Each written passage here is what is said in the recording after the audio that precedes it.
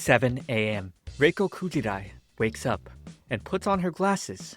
She cuts and eats watermelon while the TV blares in the background, then sits outside the balcony for a smoke. As she makes her way to work, people listen to the news explain that generic Terra is capable of fucking up the memories of all human beings, making even eternal youth and immortality a reality.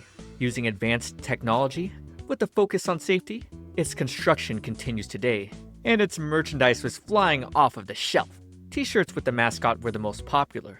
Two men watching spoke of the project being run in the private sector by Hebinuma Pharmaceutical. Reiko stopped to take off her glasses and rub her face because she was in pain. Reaching Wang Loi Realty Company, Reiko entered, and about to clock in, her coworker, Hajime Kudo, put his punch card in first, making her late. During work, as she was handing him the listings, she was cold, so Kudo apologized, offering to buy her lunch. While their supervisor rambled about the lacking comforts of the second Kowloon, Reiko once again took off her glasses and rubbed her face. She took Kudo to the new Hawaiian cafe that had opened up last week. She'd been wanting to try it, but got dragged away by him because he wanted to eat at the usual spot. Reiko was rightfully peeved at this point, despite Kudo explaining how delicious a plump boiled dumpling in golden broth tastes. She then took off her glasses, remarking that her prescription has been off all day. And seeing her using Hebinuma Pharmaceutical eye drops, Kudo began to shout. Since the son recently took over the company, he just felt he couldn't trust them now. The man just seemed so sketchy. Kudo believed all she needed for eye strain was to massage some pressure points. Reiko rejected his offer, knowing he'd just apply pure brute strength. The two discussed rental places they had sold off, and Reiko was surprised at how kind Kudo really was. He would sometimes fix things by himself. He just wanted the tenants to be comfortable. With some remaining time during lunch, Reiko told him they should get some tea. However, Kudo teased, telling her she should go see an optometrist. He was surprisingly attentive to the fact she might have the wrong prescription.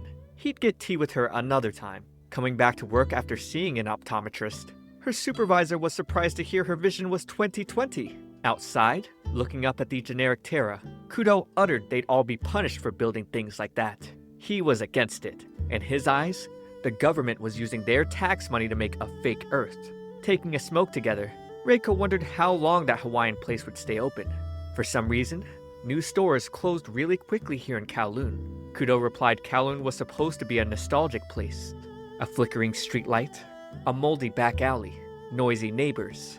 He felt the nostalgia had the same feeling as being in love. The residents loved it here in the nostalgic Kowloon.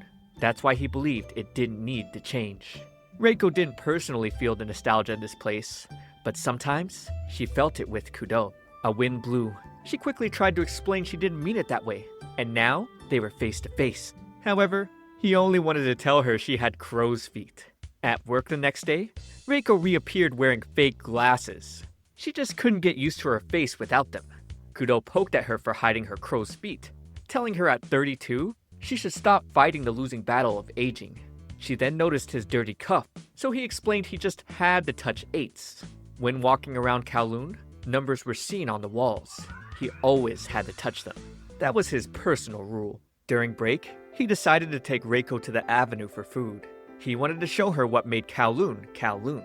They ate a variety of dishes. By the time they were done, Reiko was completely worn out, but they still had one last stop, Goldfish Tea House.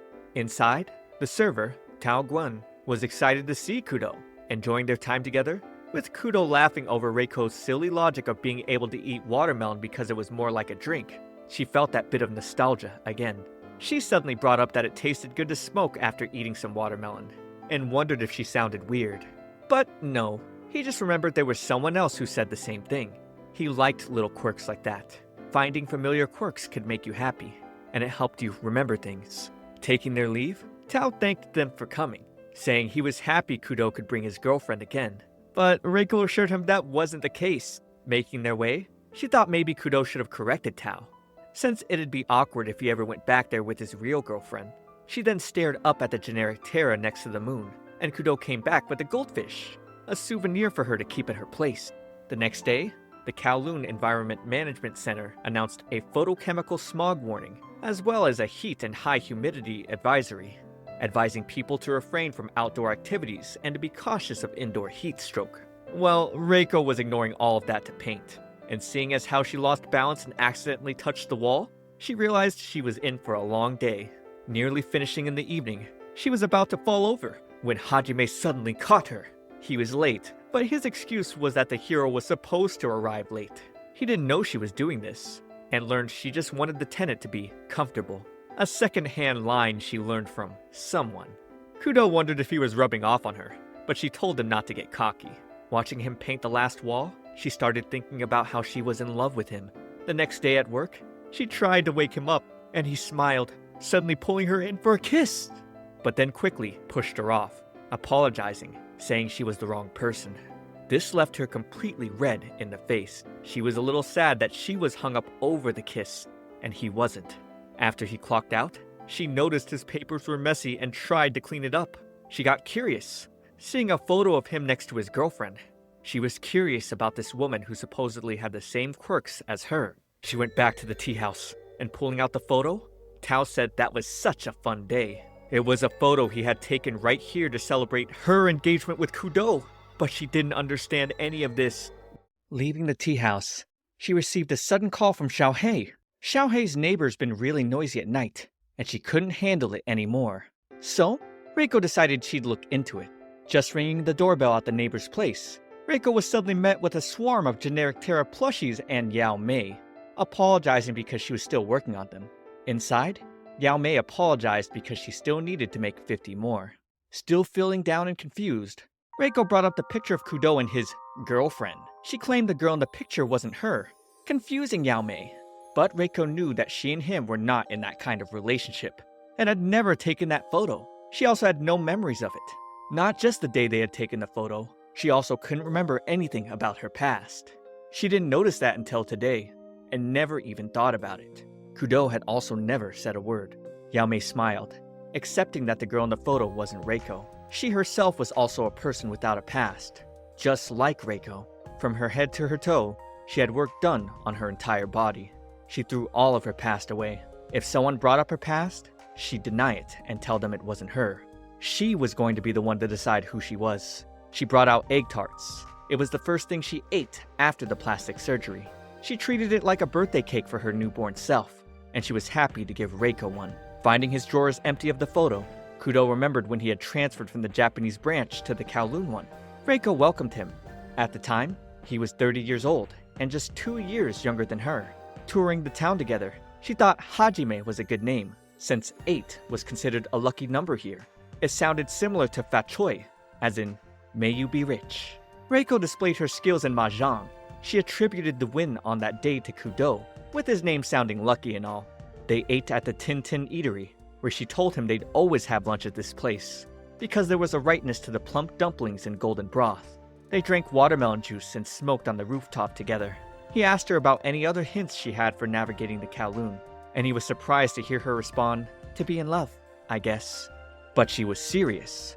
A flickering streetlight, a moldy back alley, noisy neighbors. She described those things made Kowloon feel nostalgic, and that the feeling of nostalgia was the same as being in love. She was in love with Kowloon. The next day, Reiko and Yao Mei had lunch at the Chicken Family restaurant. They munched on the delicious Hong Kong lemon chicken, and Reiko admitted she wanted to know the truth about the photo now. Yao Mei thought there was no reason Reiko couldn't just ask Kudo outright. It's not like she was in love with him. But of course, she was. So, Yao Mei gave her hypothesis. The woman in the photo was Reiko B. The simplest explanation was that Reiko B had amnesia, and that Reiko was in fact the same person.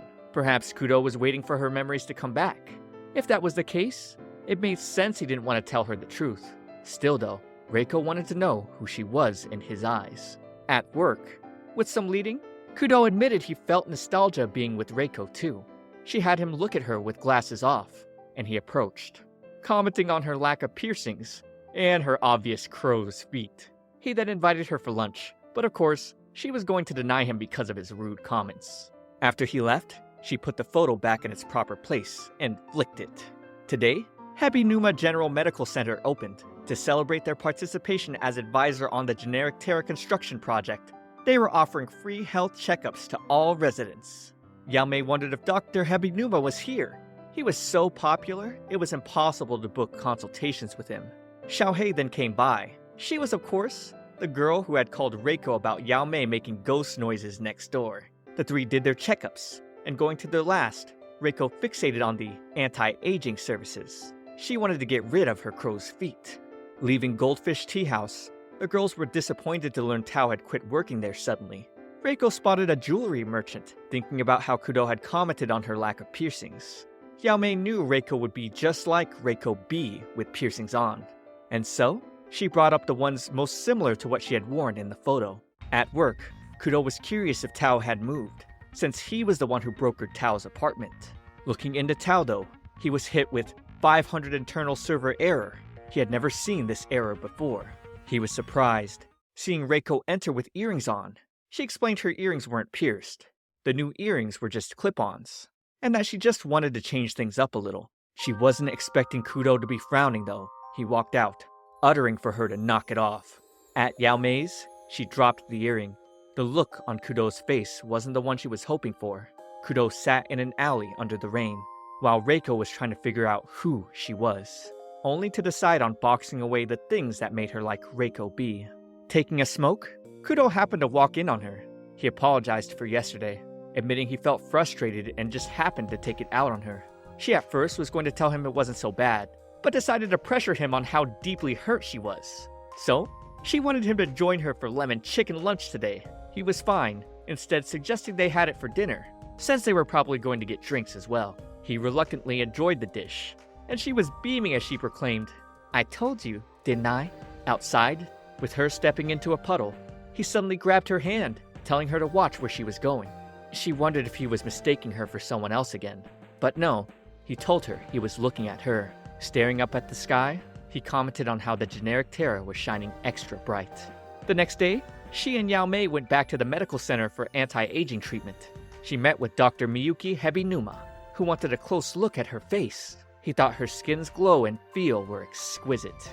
He asked her what her family structure was, but she replied she just couldn't remember. She admitted her memories were missing, causing him to smirk after he turned around. He had no comment about her history, except that her wrinkles had none.